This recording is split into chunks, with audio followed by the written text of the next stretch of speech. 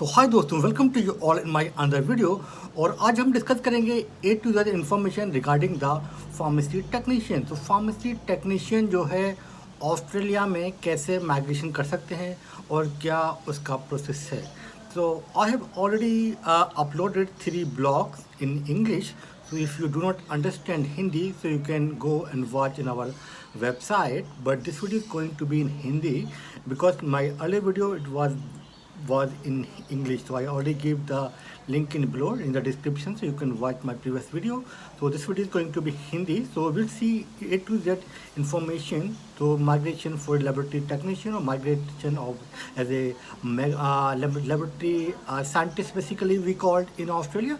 तो ऑस्ट्रेलिया में बेसिकली कैसे आपने देखा होगा कि जनरली पूरी दुनिया में जो है इसको बोलते हैं कि लेबोरेटरी टेक्नीशियन बोलते हैं इंडिया में तो। और अगर आप if you are in going for like Dubai, तो वहाँ बोलते हैं लैब टेक्नोलॉजिस्ट या लैब टेक्नीशियन, तो दोनों में डिफरेंस है। मगर अगर ऑस्ट्रेलिया में अगर आपको माइग्रेशन करनी है तो 2 टर्म यहाँ पर यूज़ होते हैं। एक होता है मेडिकल लेबोरेटरी टेक्नीशियन और एक होता है मेडिकल लेबोरेटरी साइंटिस्ट।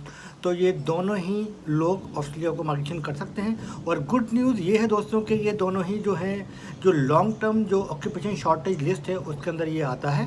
तो ये कि जितने भी वीज़ा हैं ये सारे वीज़ा के लिए एलिजिबल है एप्लीकेशन के लिए, मतलब PR वीज़ा की मैं बात कर रहा हूँ। तो जैसे कि आप जानते हैं कि 189 सबसे नंबर 1 वीज़ा होता है, वो भी आप अप्लाई कर सकते हैं। 190 आप लोग कर सकते हैं, 491 आप लोग कर सकते हैं। बाकी फिर जो वर्क वीज़ा होते हैं वो भी आप लोग अप्लाई कर सकते हैं। तो ठीक है, चलिए अब देखते हैं कि भाई लैब टेक्नीशियन को ऑस्ट्रेलिया में जो है सैलरी कितनी मिल जाती है। तो ऑन एवरेज यहाँ पर दिखाया गया कि 80,000 के आसपास जो सैलरी मिलती है। और मैं अगर कन्वर्ट करूँ उसको पर आवर के हिसाब से $41 के हिसाब से सैलरी मिलती है।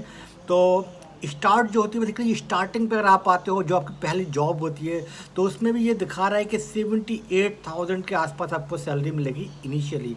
आफ्टर एक्सपीरियंस के साथ आपको बढ़ती जाएगी और ये मैक्सिमम मिल जाती है ये 1,16,000 के आसपास है ये। और ये मैंने जो है एक वेबसाइट है australiatalent.com, वहाँ से ये डाटा लिया गया है। तो 2022 के अकॉर्डिंग मैं आपको बता रहा हूँ लेटेस्ट में ना। अब चलिए देखते हैं कि भाई यहाँ पर क्या सिस्टम क्या है कि माइग्रेशन में आप कैसे कर सकते हैं ऑस्ट्रेलिया में, है ना।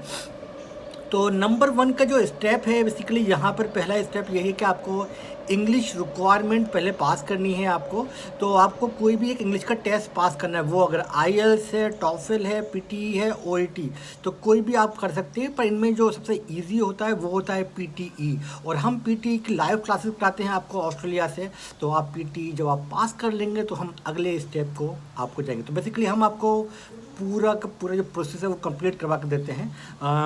मतलब अगर ऑस्ट्रेलिया में आपको माइग्रेशन करनी है तो लैब टेक्नीशियन, तो पहले तो ये देखिए कि इसकी रिक्वायरमेंट क्या है, मतलब इसकी एलिजिबिलिटी क्या है।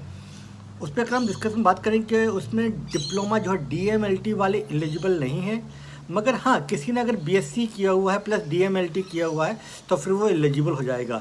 या फिर किसी ने अगर जो है BMLT किया हुआ है या BSc MLT किया हुआ है, या जो है किसी ने BSc जो है बायोकेमिस्ट्री में किया है या माइक्रोबायोलॉजी में किया है, उस टाइप से जो किया हुआ है वो सारे के सारे लोग एलिजिबल हैं। डिग्री इसको चाहिए मिनिमम, प्लस 2 साल का एक्सपीरियंस चाहिए, वो भी लास्ट के 5 साल के अंदर। तो जो एक्सपीरियंस देखते हैं उसमें जो है आपके अगर आपने 5 साल के अंदर 2 साल आपने काम किया है तो आप एलिजिबल हैं इसके एप्लीकेशन के लिए। और इसमें एक और बात बताऊँ, बहुत सारे लोग बायोटेक्नोलॉजिस्ट होते हैं जो बायोटेक्नोलॉजी में उन्होंने डिग्री किया है, तो वो लोग इसको अप्लाई नहीं कर सकते। उन्होंने अपनी वेबसाइट पे क्लियरली मेंशन किया हुआ है ये बात। तो जो बायोटेक्नोलॉजिस्ट हैं वो आर एप्लीकेबल नहीं है कि लैब टेक्नीशियन में अप्लाई करने के लिए, ठीक है। तो ये बात हो गई।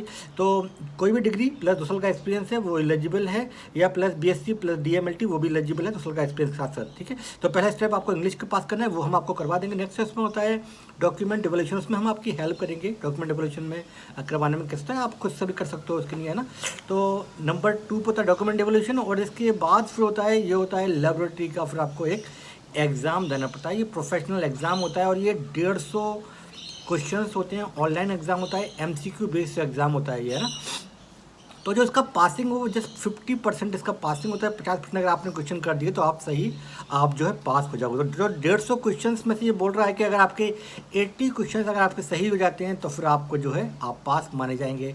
और जो रिजल्ट आता है तो वहाँ पर भी मेंशन नहीं करते कि आपने कितना आपका स्कोर था, तो वहाँ पर पास या फेल ही आता। तो आपने 50% कर दिया तो आप पास हो जाओगे।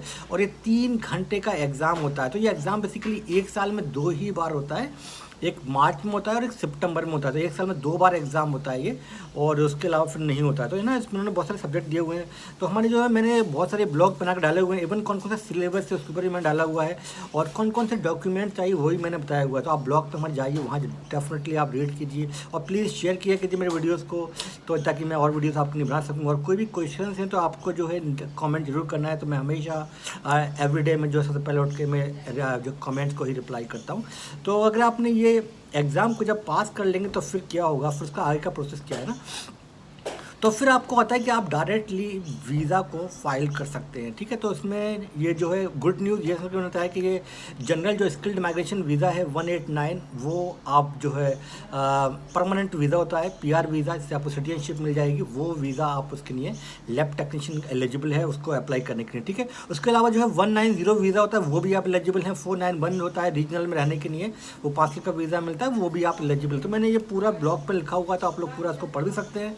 तो ये था आई होप मेरी आपको बात समझ में आई होगी कि भाई आपको पहले इंग्लिश पास करनी है, फिर जो है आपको स्किल असेसमेंट करनी है, और फिर जो है आपको एग्ज़ाम लिखना है, और उसके सब के बाद में फिर आपको जो है अपनी PR वीज़ा को आपको अपनी जो है फाइल कर देनी है। और आप जब आ जाएंगे यहाँ पर तो जॉब मिल जाएगी, है ना। और हम जॉब में भी असिस्टेंस करते हैं आपको, CV वगैरह कैसे CV, आपका कवर लेटर, या कौन कौन सी वेबसाइट्स हैं, कौन कौन सी यहाँ पे एजेंसी ने जॉब लगवाती हैं, वो सारी भी हम असिस्टेंस आपको करते हैं। अगर आपको कोई भी क्वेश्चन तो please leave a comment below so I can reply to your comment. And ये था कि वीडियो।